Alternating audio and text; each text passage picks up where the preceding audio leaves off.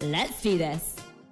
Hey guys, so previously I've talked about working out in VR and its benefits. I think in the future VR or AR fitness will become more integrated into people's fitness routine, but there are limitations to working out in VR. So let's talk about some of the limitations and some of the things you can do about those limitations. It's gotten so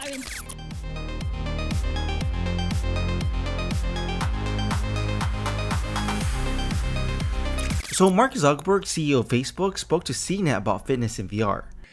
One of the things that I've been pretty excited to see is this growth of fitness apps, right? So you see apps like FitXR and Supernatural, which are basically subscription services where you can, take different classes doing boxing or dancing or, different things. So he sees a growth in fitness apps like FitXR and Supernatural, and I'm actually a bit curious how much growth did fitness VR apps have during and after the COVID-19 pandemic. Now, just so you know, there's even a physical gym called Blackbox VR where they turn a traditional gym workout into a VR game. Basically, a gamified workout battle that adds resistance through machines that is calibrated to the person's strength through AI, but the Blackbox gym's locations are limited. Now, it's a great idea because some people working out can be a pain, and you know what VR really does really well, which is immersing your brain into a VR experience where it distracts the person from focusing on that perceived pain. Now, there's even research on this of how VR can reduce pain signals from your brain. I actually started my channel building 360-degree experiences for patients or even anyone outside the hospital to help manage the person's pain. So there's many benefits working out in VR, and I've seen articles claiming that VR at home can replace a traditional gym. But can it really replace a traditional gym? Personally, I don't see it anytime soon because just using VR doesn't provide a balanced workout. Now, you can definitely lose weight using VR in combination of having a proper diet, but if you're looking to add a bit more muscle, you're going to definitely need some more resistance or weight because swinging your arms and moving in VR, it's just not enough. Of course, this all depends on your goals. Maybe you're just looking to lose weight and doing cardio is just enough. Now, one way you can add weight while in VR is using a weight vest, which can build a stronger core, or you can add weights to your ankles or wrists, but you got to be careful with that because if you apply too much force, like for example on your shoulders, you can really hurt yourself because movements in VR can be a bit unpredictable. So what's missing for me while working out in VR is simply more resistance. So I'm going to take you upstairs. This is what I personally did. Instead of going back to the gym and paying monthly payments, I looked into building a mini gym in one of my empty rooms. This definitely saves time and money in the long run. Obviously, I don't have all equipment from a gym, but I try to make the most out of it by having only a few main pieces. For example, I have a squat stand with a barbell. I use it for my leg workouts when I'm squatting, but if you combine it with a bench, you can also do some chest exercises. And fortunately, this is an adjustable bench, so you can hit different areas of your chest based on the angle. So with this combination, you can get all sorts of different exercises from legs to chest to even shoulders. Plus you can have a bar attached to the squat stand to do some chin-ups and ab workouts. So this definitely adds a lot more resistance to your workouts versus just using ankle and wrist weights. So getting a few main pieces, you can actually do a lot of different types of workout. And you can get smaller items like a curl bar where you can do your biceps and tricep workouts. You can also add some free weights where you can also work out your arms, your chest, and your shoulders. So there's a lot of options out there as far as equipment to help balance your workout. And all my cardio workout is in VR. For me, it's a lot better than getting a treadmill. It's a bit more motivating when it's gamified. So I think this method provides more of a balanced workout. It's pretty convenient where all your equipment's at home. You don't actually have to go or pay for a physical gym. So if you have an extra room around the house or in the garage, maybe consider developing a small gym for yourself if you want to add a bit more resistance to your workouts. But I must admit, it can be expensive up front, but in the long run, I think it's a great investment. But if this is something you can't afford right now, or maybe you don't have the room, then I would definitely consider going back to the gym in addition to the VR workouts. But I think because of the COVID-19 situations that's happening, and it's still happening in other parts of the world, more and more people are building their own gyms in the house or in the garage. And some experts do believe another type of pandemic will hit us again. So instead of readjusting your workout routine again, I'd rather have something a bit more permanent.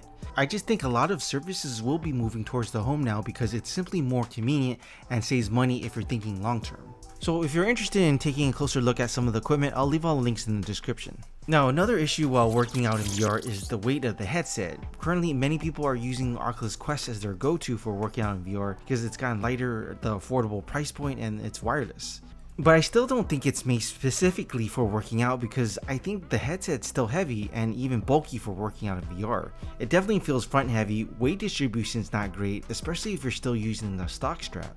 Now, I got pretty excited when I saw this HTC Vive Air headset, which appears a lot lighter. Now, it actually won a design award, and based on the description, it was made for virtual fitness optimized for high intensity with long use.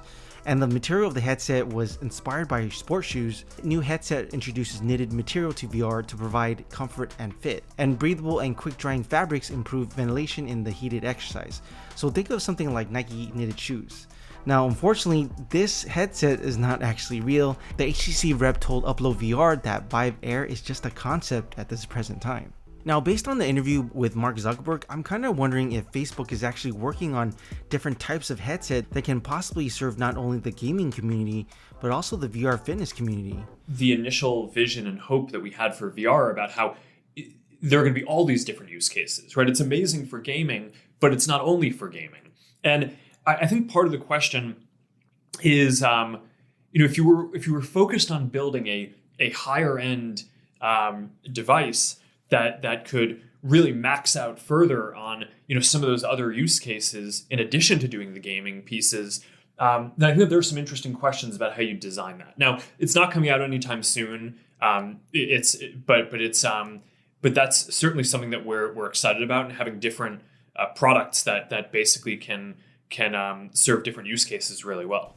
So it sounds like Mark Zuckerberg could be interested in exploring other types of headset for different use case scenarios like fitness.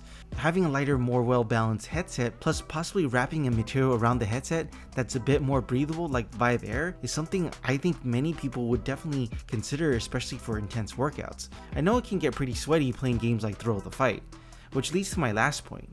Sweating in your VR headset. Now, this can be a challenge for some people because strapping your VR headset while working out can get pretty sweaty. Plus, the lenses of your headset can fog up, and of course, this depends how hard you're working out. And if you're using the stock facial interface that Oculus provides, that thing is like a sponge soaking up sweat and could possibly irritate your skin.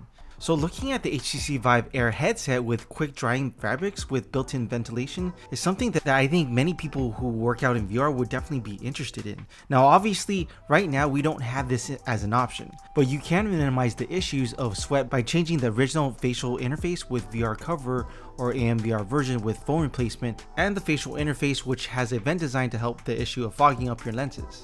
Now, if you sweat a lot while working on a VR, the headset also tends to shift, partly because it gets slippery against your face due to the sweat. So to minimize that, get a headband to help with that issue. That way you don't have to take off your headset in the middle of your VR workout to wipe the sweat off your face and your headset. Now, I have a face mask that I bought because of the COVID-19 situation that's still kind of hanging around in the States. Some of the face masks can be multifunctional that can also be worn as a headband. So if you have a face mask like this that you no longer use as often, you may be able to turn it into a headband to save a bit of money. And also, you may want to consider a fan or a desk fan where you can point it towards you to help you stay a bit cooler while working out in VR. So there are limitations to working out in VR. I would love to be in an experience where one day weights can be incorporated or tracked in the VR or even AR experiences from home.